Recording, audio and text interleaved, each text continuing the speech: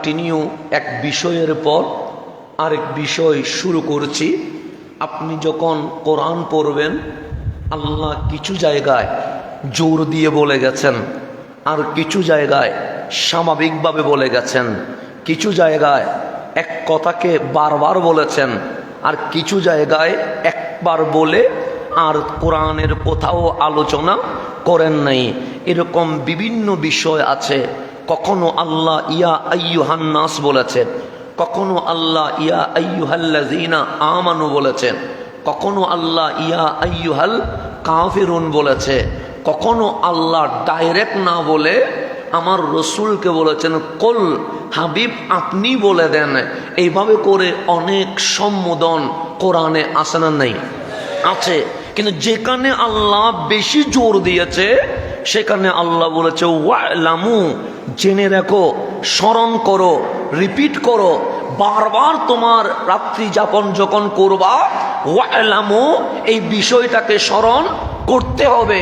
তার মানে বিষয়টা আমরা জানি কিন্তু আমাদের স্মরণে থাকে না। যেমন নামাজ ফরজ, এটা আমরা সবাই জানি কি জানি না? জানি, এরপরেও আমরা নামাজ পড়ি না। জানি নামাজ ফরজ, না পড়লে শাস্তি আছে, এটাও জানি, এরপরেও নামাজ পড়ি না। পড়লে জান্নাতে যাবে, এটাও জানি, এরপরেও নামাজ পড়ি না। আল্লাহর হাবিব নামাজে জোর দিয়েছেন, এটা জানি, এরপরেও নামাজ পড়ি না। তো আল্লাহ এই নামাজের কথা শুধু একবার বললে ফরজ হয়ে যায়, বারবার বলার দরকার নাই।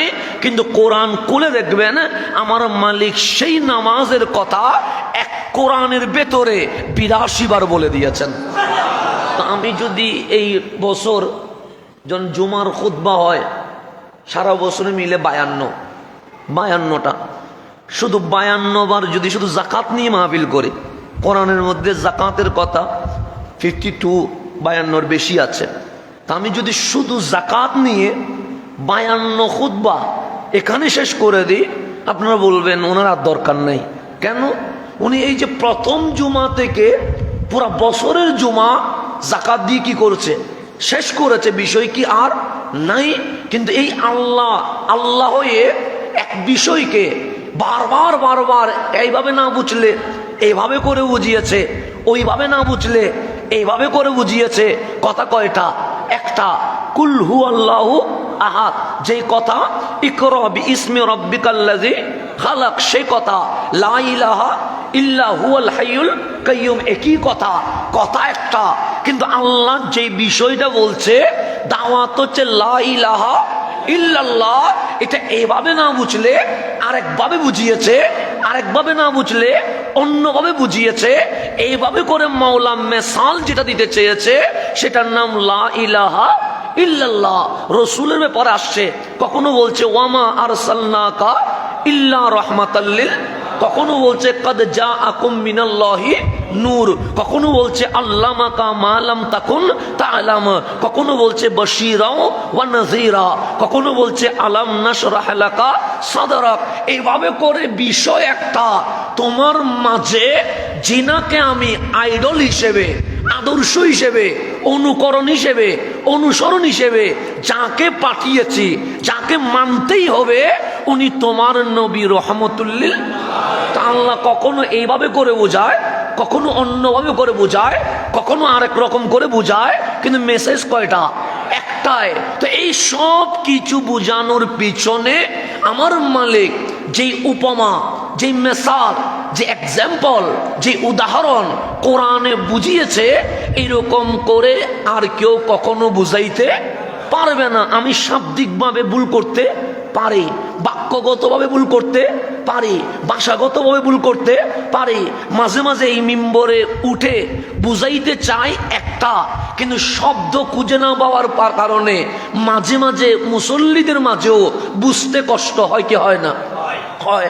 কেন? আমি যেখানে দাঁড়িয়েছি আমার ভাষা আলাদা, আমি চট্টগ্রামের ভাষায় কথা বলি। এখানে যদি আমি চট্টগ্রামের ভাষায় বক্তব্য দিই, অধিকাংশ মুসল্লির কি হবে? ঝামেলা হবে। চিরেঙ্গারা বললো চালাই যান, অসুবিধা নেই, আমরা আসি তো। কিন্তু ওনারা বলতে পারে যে আমরা আসি, চালায় যান, ওনারা আবেগে দিতে পারে যে চলুক না, অসুবিধা কি। তো এখন আমি যদি বলি, অধিকাংশ মুসল্লি বুঝবে তখন আমাকে এখানে দাঁড়ায়া তিনটা জিনিস ভাবতে হয়।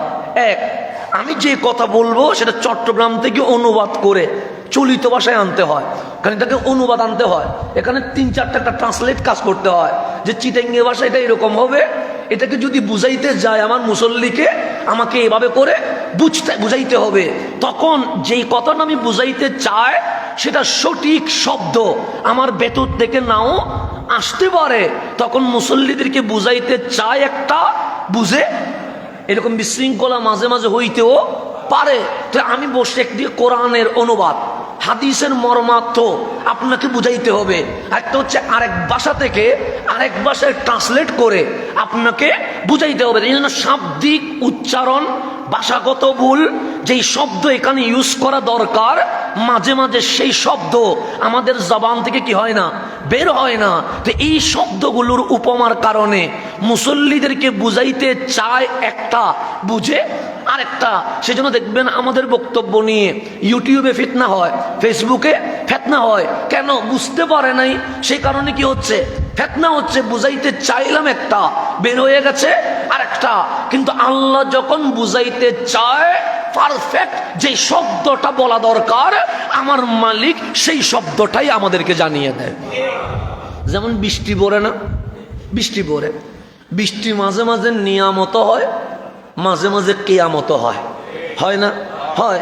বৃষ্টি যদি বেশি পড়ে তখন আপনি বলবেন যে দোয়া করেন বৃষ্টি যেন কি হয়ে যায়, বন্ধ হয়ে যায়। আর বৃষ্টি যদি না পড়ে 2 মাস শুধু গরম পড়ে, তখন মুসল্লিরা বলবেন হুজুর জুমার তাকরির পরে শুরু করেন, আগে সলাতুল ইস্তেসকা পড়ি, দোয়া করি বৃষ্টি যেন পড়ে। না পড়লেও ঝামেলা, বেশি পড়লেও ঝামেলা। তো লাগবে কতটুকু?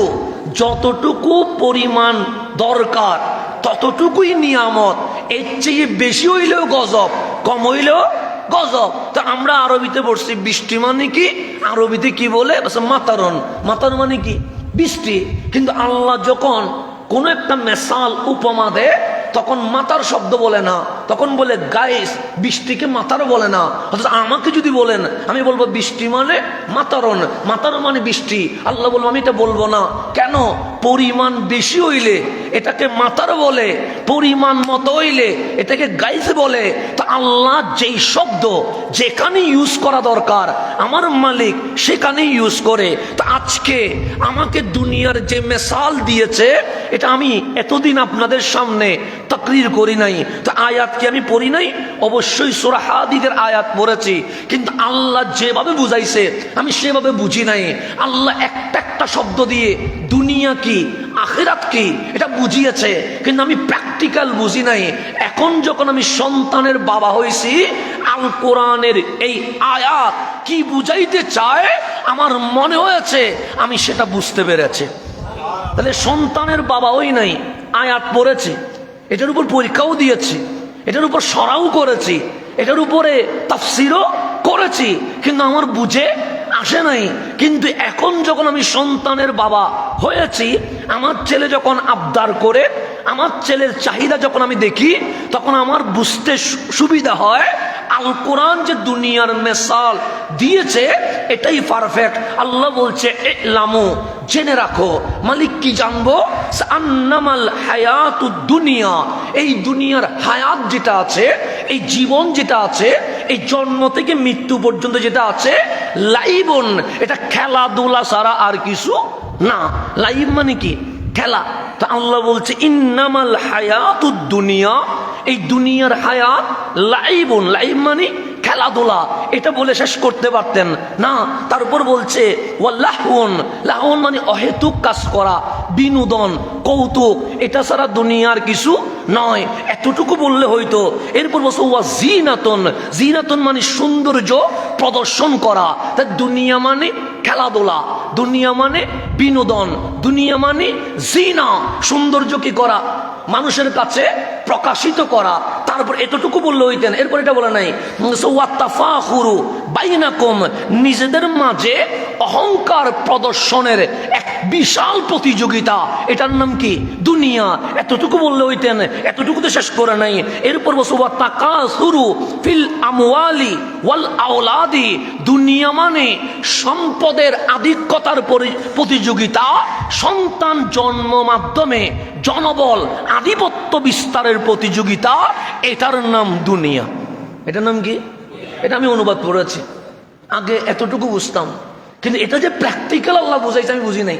আল্লাহ বলছে দুনিয়া মানে লাইফ, প্রথমে খেলাধুলা, এরপর বলছে লাহুন কৌতুক বিনোদন অহেতুক কাজ, এরপরে বলছে জিনাতুন মানে সৌন্দর্য প্রদর্শন, এরপর বলছে ওয়াত্তাফাখুরু বাইনাকুম, নিজেদের মাঝে তোমাদের মাঝে অহংকার কি করা, পরস্পর প্রতিযোগিতা করা। এরপর বলছে ওয়াত্তাকাসুরু ফিল আমওয়াল, ধনসম্পদ কি করা, আধিক্যতার প্রতিযোগিতা করা, ওয়াল আওলাদ, সন্তান সন্ততি প্রজনন করা, এটাই দুনিয়া। এটা সারা দুনিয়ায় আর কিছু। এখন এটা প্র্যাকটিক্যাল নিয়ে আসেন। আপনার যখন সন্তান হয়েছে, নিশ্চয়ই এখানে আমরা অধিকাংশ ছেলে অথবা মেয়ের বাবা আছি না? নেই? ছেলে হইলেও মানুষ, মেয়ে হইলেও মানুষ, দুইটাই তো মানুষ। মানুষ থেকে তো নিচের দিকে নিতে পারবেন না। তাহলে আমরা কেউ ছেলের বাবা, কেউ মেয়ের বাবা, কেউ ছেলে মেয়ের বাবা। আল্লাহ নিজেই বলতেছেন আমি কাউরে ছেলে দিই, কাউরে মেয়ে দিই, কাউরে ছেলে এবং মেয়ে দিই, কাউরে কিছুই দেই না। এটা কার সিস্টেম? আল্লাহ। আল্লাহ বলছে কাউরে আমি ছেলে দিব, কাউরে আমি মেয়ে দিব, কাউরে আমি ছেলেও দিব মেয়েও দিব, কাউরে আমি কিছুই দিব না। সেই জন্য বাংলাদেশে দেখবেন অনেকের ইন্ডাস্ট্রি আছে, গাড়ি আছে, বাড়ি আছে, 7টা মেয়ে আছে, একটা ছেলে নাই। এটা আল্লাহ সিস্টেম। দিব না, আপনি যতই দোয়া করেন আল্লাহ দিব না। কেন? যে তোমার ইন্ডাস্ট্রি মিলে গেছে, তোমার গাড়ি মিলে গেছে, তোমার আধিপত্য মিলে গেছে, তোমার টাকা মিলে গেছে, সম্মান মিলে গেছে, পরিবার মিলে গেছে, মেয়েও মিলে গেছে। তোমার এখন অসম্পূর্ণ আছে কয়টা? একটা, শুধু একটা কি লাগবে? ছেলে। ছেলে দিলে তুমি 100। আমি বান্দারে কখনো 100 বানাবো না, বান্দাকে আমি অপরিপূর্ণ রাখবো। কেন? সে 100 হইলে নামাজ বাদ দিয়া আমার সাথে টক্কর দেওয়ার চেষ্টা করবে। সেজন্য আল্লাহ বলছে অপরিপূর্ণ। আবার কারো ছেলে আছে, কোনো মেয়ে নাই। আমার বড়, আমার ভাইয়ের মেয়ে আছে, ছেলে নাই। আমার ছেলে আছে, মেয়ে নাই। তা আল্লাহ বলছে একটা থাকবে আর একটা থাকবে না, তুই চিল্লাইলেও দিব না। কেন? বলছে 100 হইলে তুই জামিলা করবি, তোর ভিতরে অহংকার আসবে। সেজন্য একটা জিনিস না দিয়ে আমি লাগাম ধরে রাখবো, আজকে না হইলে কালকে হইলেও বলবি আল্লাহ ছাড়া কোনো উপায়। আল্লাহ একটা ধরে রাখবে। সেজন্য কারো চাকরি চলে যাবে, সে সবর ধরতে হবে।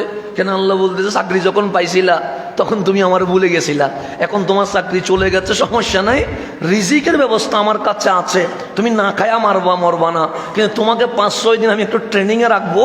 এই ট্রেনিংয়ের ভেতরে তুমি নরম হয়ে যাইবা, যেটা ছিল তার চেয়ে আরো বেশিও দিতে পারে। এরকম হয় কি হয় না? হয়। আল্লাহ তাআলার সিস্টেম আছে। আল্লাহ না ডাইরেক্ট ইয়া করে না, আল্লাহ সিস্টেমে ধরে যেন বাস্তবতায় মিলতে পারে।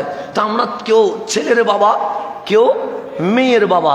তো আমাদের সন্তান যখন বড় হয়, বাবা কি জিনিস এটা বাবা না হইলে বোঝা যায় না। আমরা আগে মনে করতাম বাবা মানে গরম মানুষ, বাবা মানে শাসন করে, বাবা মানে মারে, বাবা মানে যিনি আদর করতে পারে না।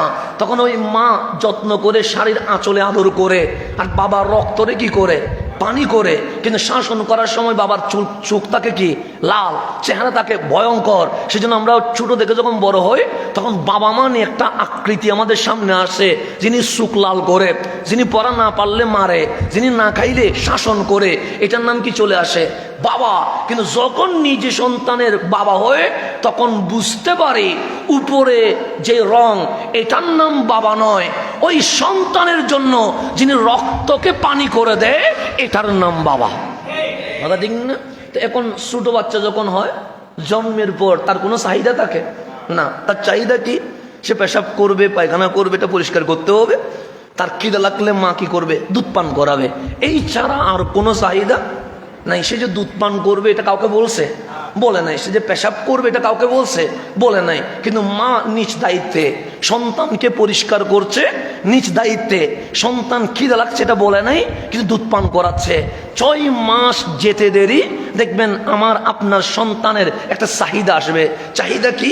কেউ যেন তার কুলে নেয়, কেউ যেন তাকে মাথার উপর তোলে, কেউ যেন তাকে চুমো দেয়, কেউ যেন তাকে একটু গুতা, এটা কি করে মানে একটু আনন্দিত করে। এই লাইফ খেলাধুলা করা সন্তান চায়, ছেলে হোক মেয়ে হোক। 6 মাস যখন হয়ে গেছে একটু কি করবে? বাবার সাথে খেলবে, মার সাথে খেলবে, চাচার সাথে খেলবে, মামার সাথে খেলবে, ফুফির সাথে খেলবে, মামির সাথে খেলবে। এটা সন্তানের চাহিদা।